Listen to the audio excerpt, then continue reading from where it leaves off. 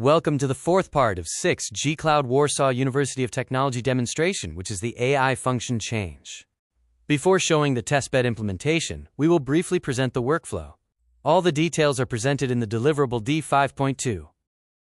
In this scenario, an AIF change is triggered automatically when the AIF observer detects data drift. First, we deploy a simple network service that reports the aggregate utilization of network links. Similar metrics can also be reported by the user plane function in the 5G network. The network service data is exposed through a REST interface. This data is consumed by two services, AIF and AIF Observer. AIF uses it to predict link utilization for the next time step by using a simple LSTM model. The AIF Observer uses this data to calculate the Kullback-Leibler divergence to detect the data drift. Upon drift detection, the MTOU container triggers and performs the model retraining and updates the AIF container image in the OCI registry.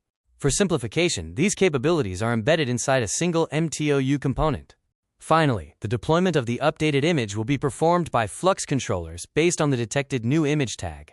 AIMLF serves as the tracking server, enabling storage and analysis of both the model and the training process. First, we deploy AIMLF along with supporting components, such as PostgreSQL and the MinIO configuration container, using Docker Compose.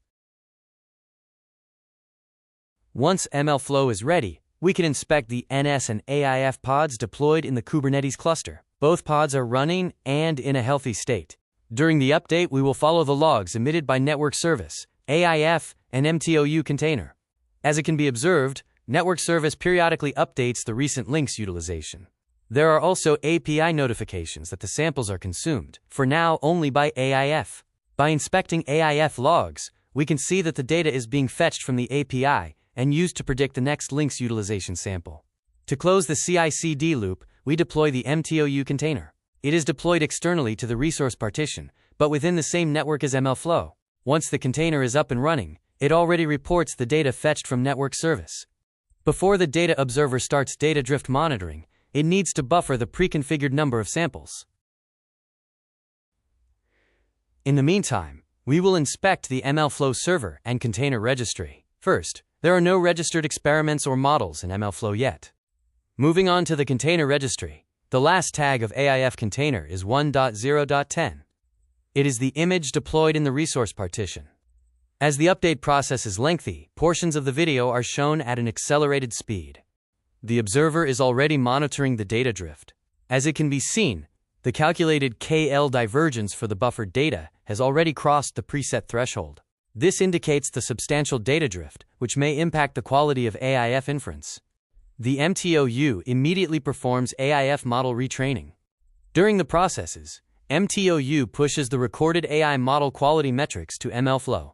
After training completes, the MTOU sends the model data to the AIMLF server, retrieves the latest AIF container tag from the remote registry, and increments it. This semantic version bump is essential for continuous delivery with Flux, as Flux controllers track registry tags to identify the latest AIF version and perform reconciliation and updates in the cluster. Then Docker Builder is executed to rebuild the AIF container locally.